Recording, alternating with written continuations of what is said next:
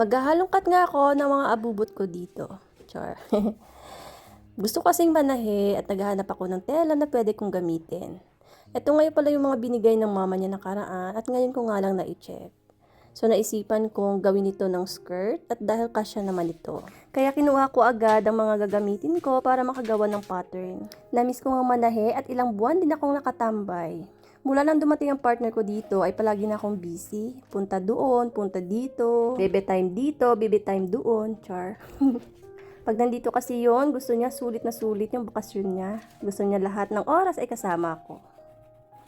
Parang feeling ko full lagi ang schedule namin, kaya wala talaga akong time manahe. At balik na nga tayo dito sa aking ginagawa, ay natapos ko na ang aking pattern at ikakat ko na lang ito. And then, ikakat ko na rin yung tela para tatahiin ko na lang siya. Mabilis lang naman to gawin, kaso nga lang hindi ako makagawa ng dire-diretso kasi bawal ako mapagod. I need more rest pa. At dito nga ay nilalagyan ko na yung dart kasi para mas mabilis siya tahiin at hindi mali-mali. So, nilagyan ko na din pati yung kabila. At kinonek ko na din lahat ito using pin para mabilis na lang yung pagtahi mamaya. Kaya kung makikita mo ay halos buo na siya. And then, tatahiin ko na siya. At bago nga ako mag-start manahe, ay kailangan ko nga palitan at lagyan ng sinulid ang makina. Mabilis na rin naman ito tahiin kasi nga pinin ko na ito kahapon. At una ko nga tatahiin ay itong sa may darts. At dinerecho ko na nga ito sa may papuntang slit para isang tahian na lang. At sinunod ko na rin yung darts sa may back part. Maliit na nga lang yung darts nito kasi nga binaba ko ito sa my waistline. Hindi kasi sapat yung tela ko pag ginawa ko itong high waist. And then, yung last part nga na tinahi ko, yung sa gilid at yung sa may likod. At ganito na nga siya nung natahi ko na siya lahat. At dito naman sa hemline ay finold ko lang siya konti at nilagyan ko ng pin para mabilis na din siyang tahiin. At tinahian ko lang ito paikot.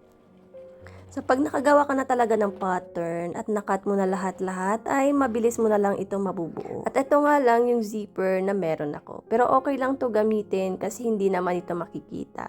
Kasi invisible zipper naman siya. At dito sa harap, kailangan ko kasi siyang hiwaan kasi gusto kong naka-open yung dalawang side sa my legs. At gumamit ako ng ribbon para naman malinis ang kinalabasan nito. At kinat ko na lang din yung mga excess ng ribbon and then yung mga tela na sumusobra din dito. Kinat ko na nga siya bago tahiin para malinis siya tingnan.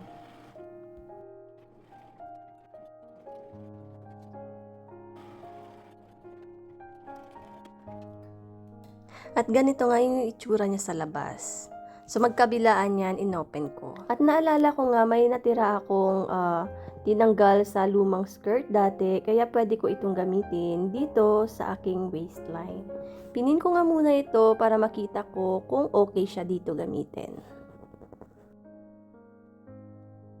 At dahil okay naman siya, tatahiin ko na lang siya dito.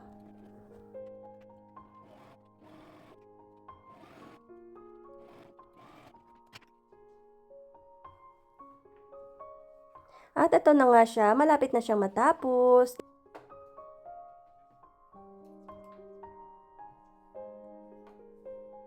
So ngayon, ilalagay ko na nga lang itong zipper. Kaya hahanapin ko ang presser foot na dapat kong gamitin para sa invisible zipper. At ito yung presser foot na kailangan kong palitan. At mabilis nga lang to ilagay. At medyo nahihirapan pa nga ako sa paglagay ng invisible zipper. Hindi kasi ako sanay at iba kasi yung ginamit ko dati. Or yung nagamit kong presser foot at makina. Yun kasi ay mas easy. At dahil nga mahaba ang zipper na to, ay kailangan ko siyang putulan.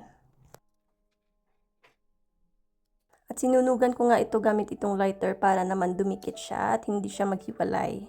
At mamaya ay lalagyan ko to ng ribbon para naman maganda siya tingnan. At natapos ko na nga yung sa zipper at ganito nga yung kinalabasan niya. Ayan, napakalinis. At ngayon, ay yung sa waistline na lang yung kailangan kong ayusin. Tatahian ko lang ito paikot and then tapos na siya. At bago ko nga tahiin ay kailangan ko tanggalin itong sobra dito sa my waistline. At nilagyan ko nga din ito ng pin paikot para hindi siya gumalaw. Mas okay kasi yung pin para iwas mali, para hindi na rin paulit-ulit.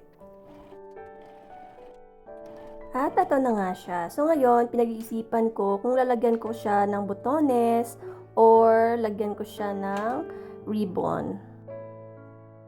At ito yung tela na kapareho ng nilagay ko sa my waistline. Nagkat ako ng dalawa at tinahik ko lang ito pahaba. At yung sobra nga dito sa gilid ay kinat ko na lang din para mas maganda siya tingnan. At binaliktad ko ito gamit ang malaking karayong. At ipapakita ko muna sa inyo kung gaano siya kalinis sa loob yung paggawa ko. Ayan, and then dito sa zipper, nilagyan ko siya ng ribbon dyan sa may baba para mas malinis tingnan. At dito naman sa zipper na feeling ko ang ganda ng pagkagawa ko. Char. At ito na siya, dalawa. Gagawin ko to na maliit na pa-ribbon para maganda siya tingnan. Or cute lang siya, kaya maliit lang yung gagawin ko. Dito ko yan siya ilalagay, and then ngayon tatahiin ko na lang siya. Mas maganda kasi pagtahiin siya kasi kahit lalabhan siya, hindi siya basta-basta matatanggal. And finally, natapos din ang aking skirt.